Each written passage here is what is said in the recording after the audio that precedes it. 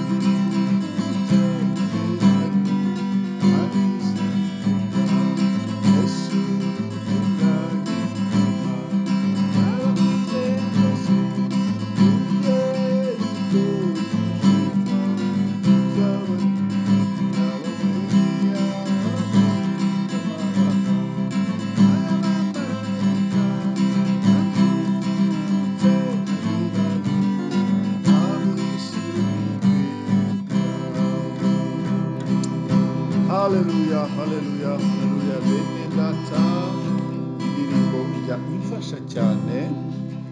Indirimbo yaririmbwe n'abahowe izina rya Yesu Kristo mu gihugu cya Uganda.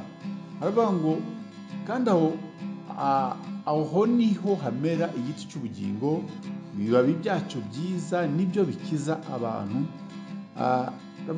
Baravuga ngo duhimbaze urwo rurembo rwo mu ijuru ry'Imana, niryo Yesu Kristo wacu yadutunganirije.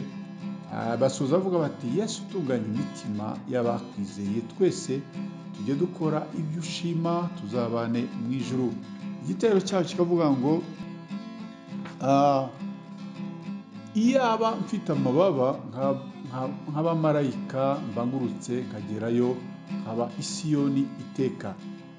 Bashakaga kumbuza abantu ijuru, bakabereka ko isi ari igihe gitoya. Reka dusome ijambo ry'Imana twihuse. Basoma ijambo ry'Imana igitabo cy'umuhanuzi Daniyeli, ibice ni 12, duhere ku murongo wa mbere tugeze kuri 4. Haravuga ngo Daniyeli yerekwa iby'iminsi y'imperuka. Maze icyo gihe Mikayeli, wa mutware ukomeye ujya ahagarikira abantu bawe, azahaguruka. Hazaba ari igihe cy'umubabaro utigeze kubaho, uhereye igihe amahanga yabereyeho ukageza icyo gihe. Nuko icyo gihe abantu bawe bazaba banditswe mu gitabo bazarokorwa, kandi benshi muri bo bazaba barasinziriye mu gitaka bazakanguka. Bamwe bazakangukira ubugingo buhoraho, abandi bazakangukira gukorwa n'isoni no gusuzugurwa iteka ryose. Kandi abanyabwenge bazarabagirana nk'umucyo wo mu isanzure ry'ijuru, n'abahinduriye benshi ku bukiranutsi bazaka nk'inyenyeri iteka ryose. Mwakire neza ijambo ry'Imana. Burya nta musirikare wabasha kubona ipeti atararikoreye, cyangwa se atarariharaniye.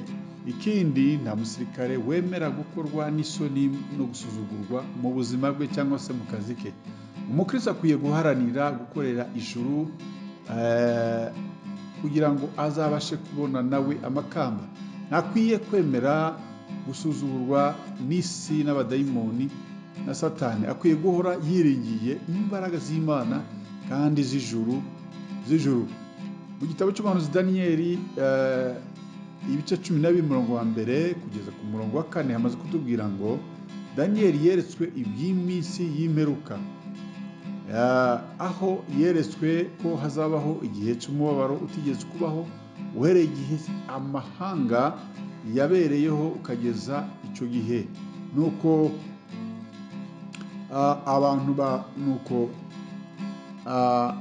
abantu bawe bazaba banditswe mu gitabo bazarokorwa, kandi benshi bo muri bo bazaba barasinziriye mu gitaka bazakanguka. Bamwe bazakangukira ubugingo buhoraho, abandi bazakangukira gukorwa n'isoni no gusuzugurwa iteka ryose.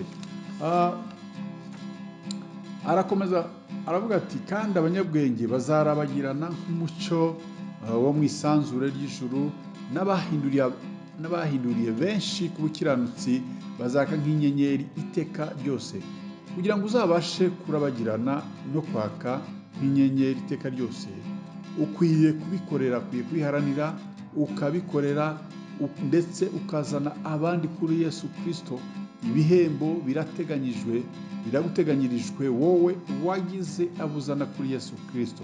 Haranira kutazakorwa n'isoni no gusuzugurwa n'isi na Satani ndetse n'umubiri.